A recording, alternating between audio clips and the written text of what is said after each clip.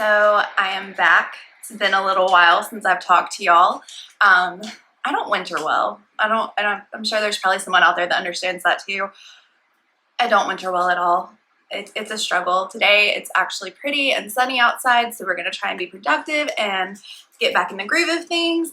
I have a really interesting case for you guys today. I also have a new camera, so we're gonna see how that works out.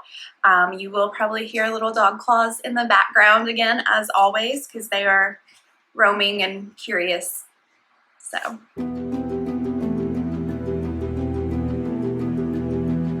Today we're going to be talking about a case from 1985. We are going to be talking about the disappearance of Hinckley Township Police Chief Mel Wiley. Now, Mel Wiley disappeared in 1985 and he was 47 years old. Now, when I first heard police chief missing, I kind of automatically went to, okay, bigger towns, higher crime rate, maybe busted some type of ring he shouldn't, made some people mad, something like that. That definitely doesn't seem to be the case here. This is just a wild story to me. It is going to play into some other stories I'm going to tell you later this month. So keep that in mind. So let's get into it. Let's see what really happened to Mel Wiley. So all of the descriptions I read about Mel Wiley at the time, he's 47, he's divorced, he's described as stoic and standoffish, but friendly. Now, to me, that just kind of at first seemed like a walking contradiction. You're friendly, but you're stoic and standoffish. Okay, maybe okay. But the more I thought about it, the more it really brought this picture of past generations' masculinity to mind. You know, men don't cry. Men don't talk about emotion. Men keep it to themselves. They don't ask questions. They just, hey, how you doing? And that's it. So that's really what that brought to mind. But then you hear more about his interests. So Mel Wiley didn't really have an interest in guns.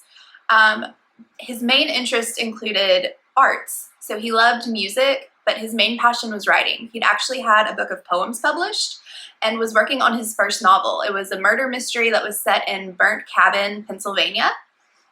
And he was in the middle of working on that in 1985.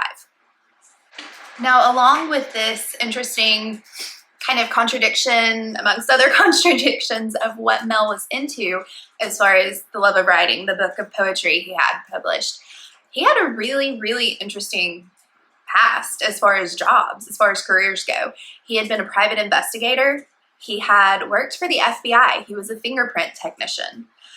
He was currently, as I said, police chief in Hinckley Township. He had also worked at the police force in Medina. But at the same time, he was the crime beat reporter for the local newspaper, the Medina Gazette-Post. So he wrote for them as well as working as the police chief of the Hinckley Township. Mel was also in the Army. He came back to Ohio to be near his mother, who he was very close to. So in 1983, 2 years before Mel goes missing, his younger brother Clark died of cancer. Now this hit Mel really, really hard. As we've already talked about, he was described as stoic. He didn't show a lot of emotion, but this, from what those around him at the time saw, broke him.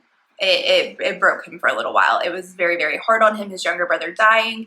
He actually took possession of his brother's 1980 tan station wagon and kept that. He drove it. That was his car that he drove daily, just as a way to kind of keep that connection with his brother, feel close to his brother. It had a lot of sentimental value to him.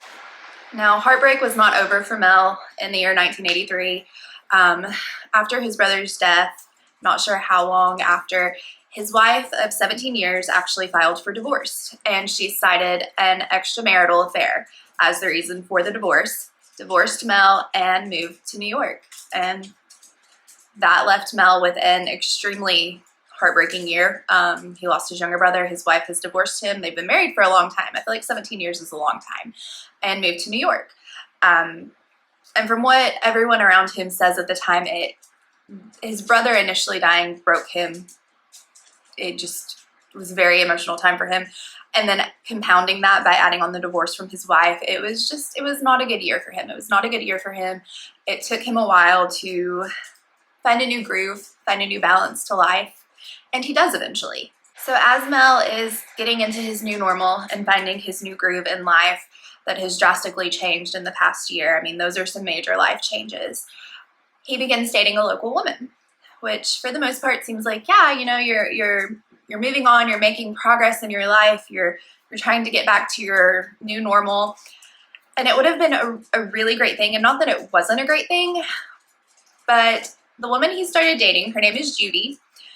Judy was actually the ex-wife of one of his police officers. Now, as someone who has grown up in small towns, I actually work at a small business right now. That leads to what I would think would be some major tension in the workplace, possibly some major issues. People are going to take sides, whether they intend to take sides or not. It becomes very messy, I feel like, at that point. All I can see is mess. On the one hand, it's so good that he is getting back out there and finding someone to spend time with. On the other, I'm sure that was not a great look for the police chief. I'm sure that was not well taken by officers and their coworkers. It is what it is. People are human. We're messy. We make mistakes. And I'm not saying this was a mistake. It's just a messy situation. Now, this new love interest, Judy, she is going to be the last confirmed person to see Mel. Now, I don't think she was ever considered a suspect. There's really no reason for her to be one. I can't see any motive unless I'm missing. Started on this because this is where things go from fairly normal, everyday life to things get kind of weird. They get kind of weird. So on July 27th, 1985, Judy and Mel are seen having dinner. And after dinner, they go back to her apartment where he tells her, you know, I can't stay tonight. I'm meeting an out-of-town friend at Cleveland Lakefront State Park. Now, this is odd because he tells Judy they're going to go swimming. And this kind of doesn't sit well with Judy. So let me explain. Because when I first read that it didn't sit well with Judy, I was like, okay, don't get it. Like, I have friends that don't like to get wet. They don't like to swim, whatever. They're not going to turn down a beach day. They're going to hang out on the beach. They're going to go. They may not get in the water. They may not, you know, it just doesn't seem like it's that big of a deal why that would stick out and seem so wrong to her. But it does. In the Army, he worked at an atomic testing site in Nevada. And at one point during his time there was an accident. So Mel had these radiation burns that were at this point scars across his arms and his chest. He always wore long sleeves, even in the summer. He did not like the scars to show, and I've actually seen a couple of kind of questions about it online. Nothing official, nothing on the record, just kind of speculation about, with them being radiation burns, if maybe the sun caused pain to them. I don't know. If you know anything about radiation burns, let me know. So either way, he wore long sleeves. He was not going to be out without them. He wasn't going to go shirtless. He wasn't going to even wear short sleeves. He didn't even own swim trunks. And Judy actually questions him on this. And she's like, you're going to go swimming. You don't even own trunks. And he tells her that he actually picks them up the other day at a local store that was having a sale. And she's just kind of like, okay, odd, but do you, I guess. And that is the beginning of the weirdness. After he leaves Judy's house or apartment, this is when things really start the timeline gets a little hazy and things are getting weirder. So Mel didn't show up for work. Now, I can't find when he was supposed to work. Being a police chief, maybe he works normal like Monday through Friday. Maybe he doesn't. I do know the 27th was a Saturday, and that was the last time he was seen. So I'm not sure if he is reported missing by Sunday, by Monday. I don't really know. But what is known is he does not show up for work. Then on July 30th, a park ranger at Cleveland State Park, the Lakefront State Park there, calls in about a 1980 tan station wagon. Now, the station wagon, he has seen it in the parking lot for a few days. It hasn't moved. He hasn't seen anybody. So he calls it in.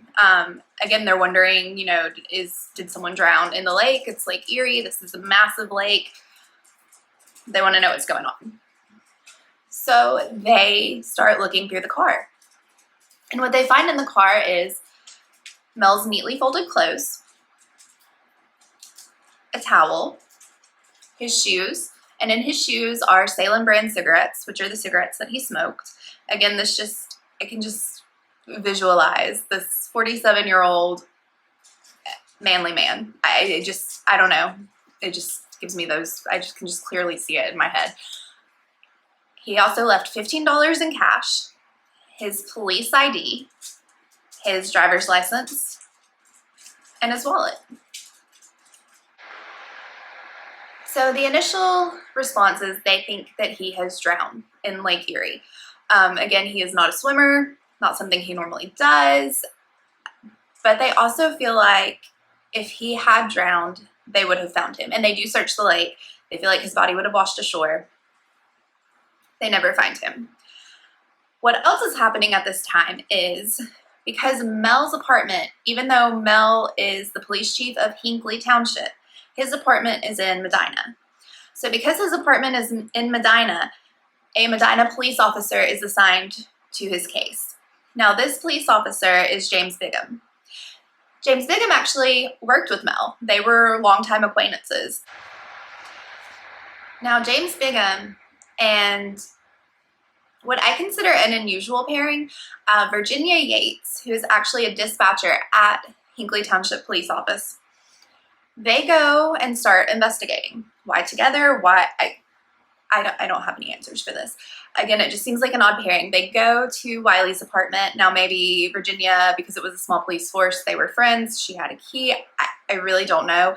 But they go. And what they find there is a little strange.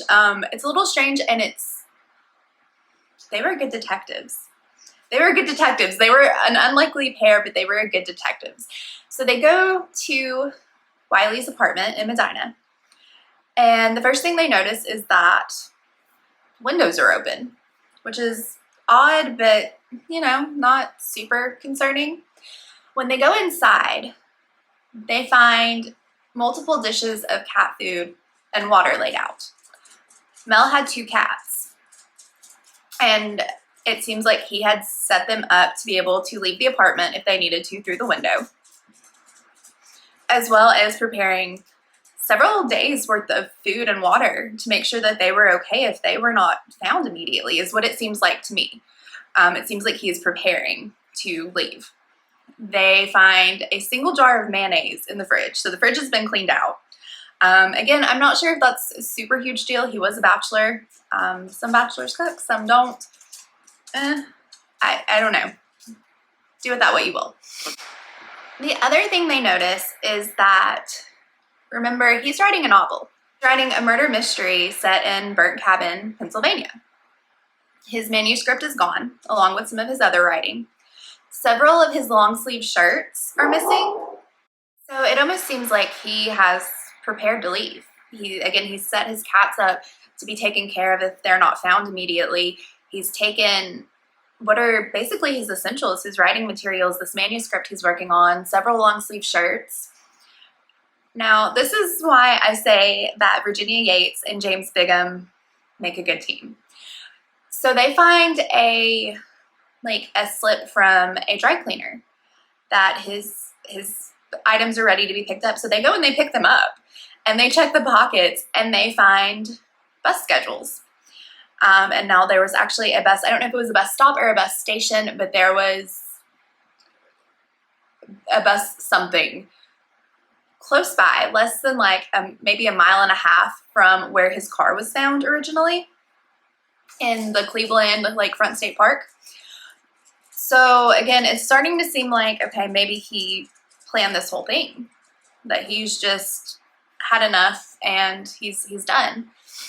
So they keep digging. Now, Virginia Yates, we love her. She's nosy. We're here for it. Okay? So she goes back to the police station and she starts looking through his office. And what she realizes is that the ribbon, now remember, this is 1985. So computers, not really a thing. I mean, they're a thing, but not commonplace. Typewriters are. Now, if you know anything about typewriters, when you type something, it's actually a ribbon that goes through the typewriter itself. And when you strike a key, it strikes the ribbon, which leaves the imprint and ink on the paper. So the ribbon actually has every keystroke that was made on that ribbon on it. So Virginia, who we love Virginia, took this ribbon and transcribed the last thing that was ever written on this typewriter. Now this does become important because it turns out it is a letter. It is a letter to supposedly, I've never seen this confirmed, to the married woman that Mel had an affair with, that his wife actually divorced him over.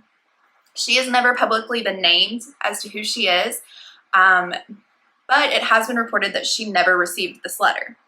Now, the whole letter has never been released, but there is an excerpt that has been released. So this is the excerpt from that letter, that the last thing Mel wrote on his typewriter at work that Virginia found. Again, that was never received. We don't know if it was ever mailed or just not received. So many questions there, but this is all that has been released from it, and this is what it says. All that seems to exist for me here are the day-to-day reminders of all the things in the past 20 years that once started either did not work out or that never did have the potential for working out, no matter how much time would go by. By the time you read this, I'll be 2,400 miles away. By the time you receive this, I will, in a sense, have gone away. Now, some people read this as a suicide note. Some people read it as he is telling them he's leaving. He's tired of his life. There's nothing there for him anymore. And he's gone. He's going to go do whatever he wants to do right in the mountains. I don't know. But there are a couple of things about this theory that don't sit right, I guess. So we're going to go over some theories, because the theories are where this really gets interesting. So the theories are, again, that he either committed suicide or he drowned in Lake Erie. Now, the drowned in Lake Erie, I feel like we can toss out the window because he set his cats up to be okay. Either he had something planned or he knew something was coming. One of the two, because he set those cats up to not starve to death, die of dehydration in an apartment alone, which kudos to him for that. Like, I mean, you abandoned them, which is not cool, but at the same time, you at least had the forethought to make sure that they did not suffer. And I give you props for that. So Lake Erie, I don't feel like that's a real winner of a choice. Suicide, maybe, because again, we had planned out for the cats. We're throwing people off our trail, but I feel like with suicide, he would have been found. He would have been found. Maybe that's just me. I know there are people that aren't found for years, but I feel like we're in 2024 and this happened in 1985 and he has never been found. So maybe, but this idea that he left, that he just walked away. There are a couple of things, and James Bigham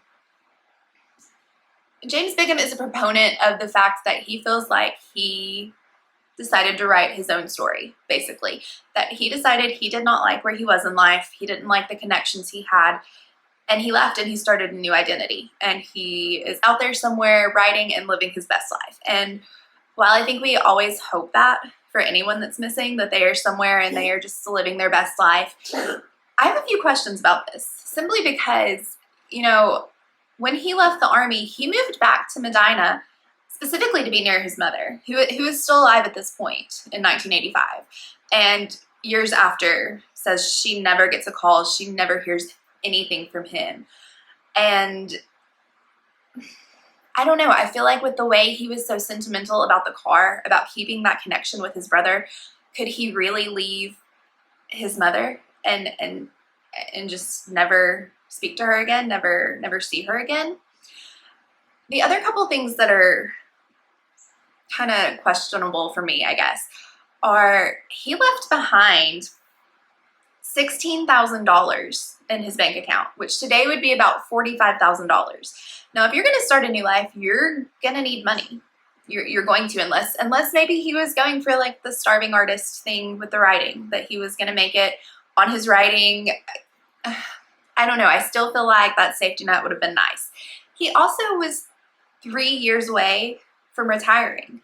So he would have gotten a pension. Starting completely over and not having a new name, having a new identity. He didn't see any of that money.